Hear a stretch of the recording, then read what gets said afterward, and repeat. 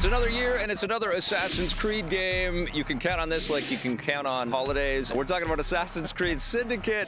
This is the London-based video game that introduces two different protagonists. We've got Jacob and Evie Fry. What did you think, my friend? Well, you know, I'm always exhausted, and I'm always suspicious whenever we go back to Assassin's Creed. I feel like we just got off this ship like 5 minutes ago. And we have great history because this was one of the first games that we reviewed together. Is it? Assassin's Creed 1, yeah. I blocked it out of my brain. Okay. But listen, so I sat down and I put my seatbelt on and I'm just rooting for this game, and I'm just like, okay, I hope this is good, because last year's Unity was fraught with bugs. Yeah, that was a disaster. Lots of hands out for downloadable content money and microtransactions. So this is supposed to be a step in the right direction, and I think it is. I think it makes a great first impression. You're introduced right from the start to Jacob and Evie Fry. They're a pair of twins who are kind of on the loose in 19th century London.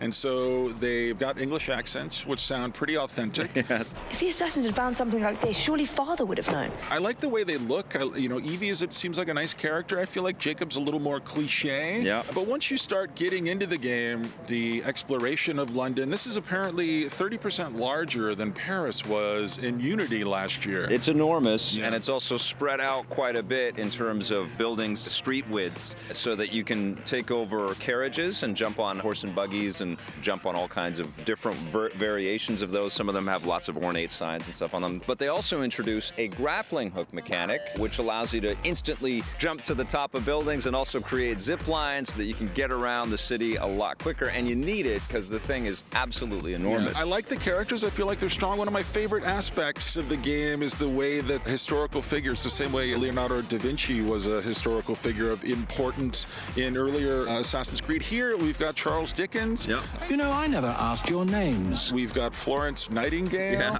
We've got Charles Darwin. And I love Karl Marx. We got Karl Marx in there. On a mission with Karl Marx yesterday. I know, it's nuts. And Alexander Graham Bell, whose great mission, which you sort of get roped into, is to kind of bring freedom of speech through his technologies. Oh, comes apart. But the only real problem is that the taste of Unity is still in our mouth.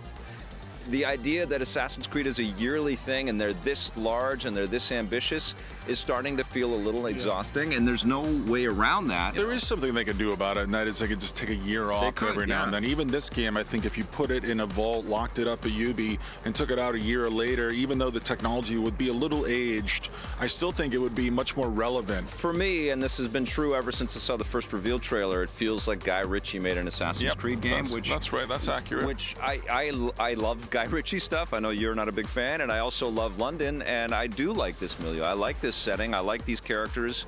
I think if you're an Assassin's Creed fan, you're going to have a blast with Syndicate. What are you going to give it? 7 from me, Vic. It gets an 8.5 from me.